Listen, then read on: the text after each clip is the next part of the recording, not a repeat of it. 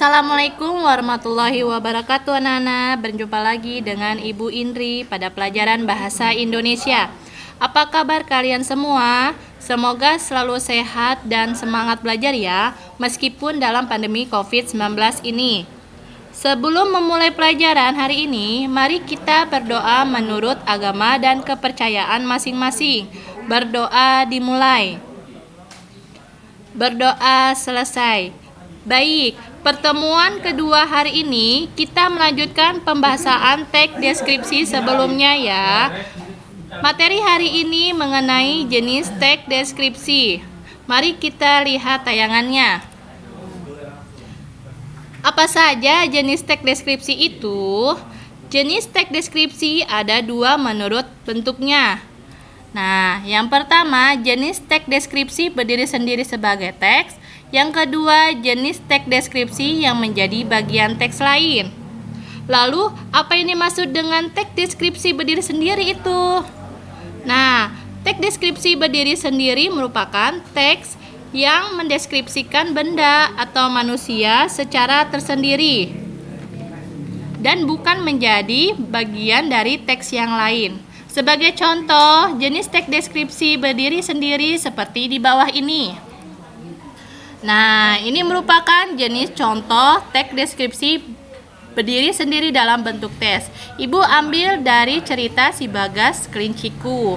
Nah, di cerita ini kita melihat ya rinciannya yaitu kelinciku yang bernama Bagas. Si penulis menceritakan kelinci itu yang bernama Bagas itu dari bentuk tubuhnya, yang mana Bagas memiliki bulu yang lebat dan putih bersih, matanya coklat seperti madu, matanya jernih menyejukkan untuk dipandang, bibir mungilnya yang merah muda sungguh menggemaskan, telinganya panjang dan melambai-lambai kalau dia berlari.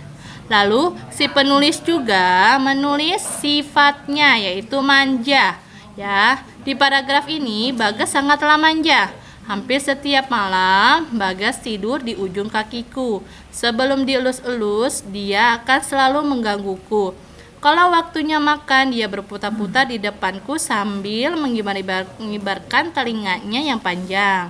Mulutnya berkomat kami seperti orang sedang berdoa. Kemanjaannya membuat aku selalu rindu. Nah, yang terakhir, penulis menceritakan perilaku si kelinci tersebut yang bernama Bagas, yaitu perilakunya memiliki keunikan. Misalnya ini, kalau marah, Bagas melakukan atraksi yang menarik. Dia menggunakan kaki belakangnya dan melompat dalam jangkauan yang begitu jauh. Sering terdengar dia menjatuhkan diri. Kadang dia melompat sampai jauh 3 meter.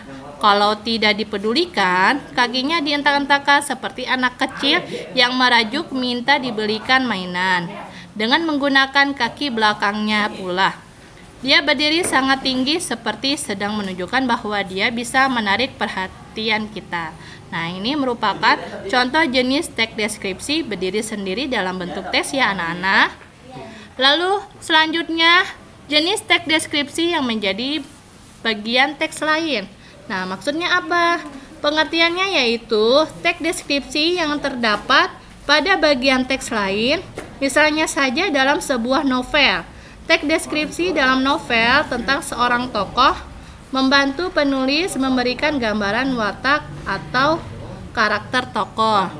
Nah, berikut contohnya ya anak-anak. Berikut contoh jenis teks deskripsi yang menjadi bagian teks lain. Silahkan membaca. Ibu ambil dari cerita Anak Rembulan Negeri Misteri di Balik Pohon Kenari. Nah, setelah membaca, Ibu akan memaparkan mana aja sih yang termasuk jenis teks deskripsi bagian teks lain. Nih, Ibu sudah menandakan paragraf yang termasuk jenis teks deskripsi bagian teks lain ya.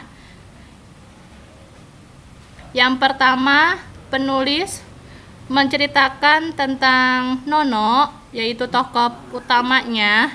Yang kedua, si penulis menceritakan tentang Trimo. Yang terakhir, menceritakan suasana suasana cerita tersebut ya.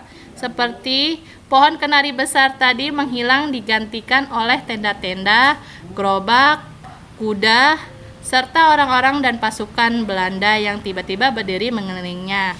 Nah, kan awalnya nona tersebut hanya berjalan atau menelusuri hutan-hutan ya, jalan yang sepi.